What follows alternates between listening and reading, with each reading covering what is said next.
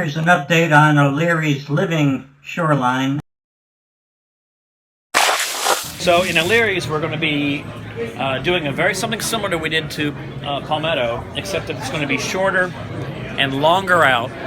And we're also going to make it look much more natural. Instead of having sort of the reef balls visible, the reef balls will be more underneath these layers, so that the reef balls they function to stop the wave from kicking backwash and provide fishery habitat. But from O'Leary's, it's a restaurant. We want it to look beautiful, so we're going to be sculpting the top with tidal pools and native type features that looks natural. And we're going to put a lot of landscape rock on it that's going to match the rock that they've got there now, so it'll look like a natural shoreline. But underneath, we'll still have the same effect of the reef balls that can dampen the wave and give place for the fish and the oysters and the algae. Apollo Beach has mangrove corridors connecting canal front homes to Tampa Bay.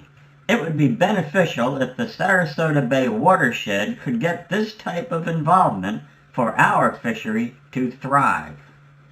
Well, they've been restoring the mangroves around here just for the, like you mentioned, the fisheries, trying to get the fish up. And if you actually watch in the canal out here, there's a ton of mullet and everything else that are jumping all the time. I don't know what the original intention was, because, these are all artificial canals.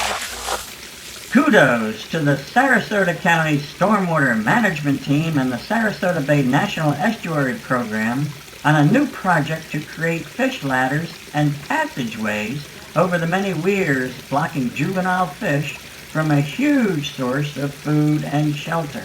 So throughout the Philippi Creek watershed, there's a lot of structures that could impede passage to fish migration.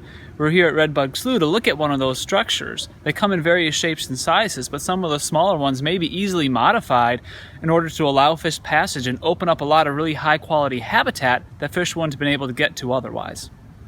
It's a very simple thing, and maybe just a very simple project could allow fish passage around this structure or over this structure using a small series of tide pools running down this long creek.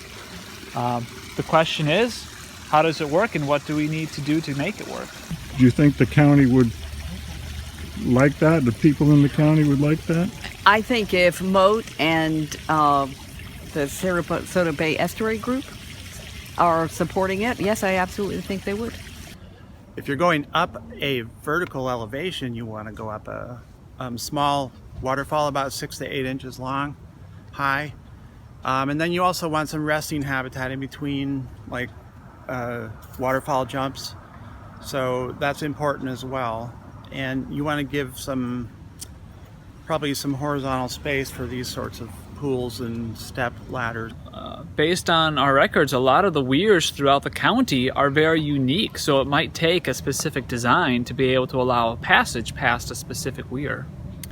We have 2 courses that deal specifically with water and water-related issues that are in the environmental studies side of the program, and so that means we've got students from all majors involved, and so we build it into a class assignment, or we would see if it matched one of the other courses that was taking place depending upon what time of year, which semester this happened to run. Another thing to do, which would be pretty useful, would be to tap into the tidal rhythms themselves, because the tides are going to increase the volume and go down every day. Snook don't have to have constant access, as long as they can get through occasionally. Having trees and down logs, a carbon source to use as your kind of structure to hold back a little bit of water, not only can help us create a fish passage device, but clean up the waterway in the process. It's the unwanted stray log that's the problem. If the log is designed into the overall structure, then it's the same as any other piece of the structure, and it's not going to be a problem to the general flow, because that's already been taken into calculations. It's when some of the storm damage can happen, and you get the things that weren't planned to be in that flow. That's the problem. So it's not the log; it's the design that makes it work. And I approve this message. Thanks.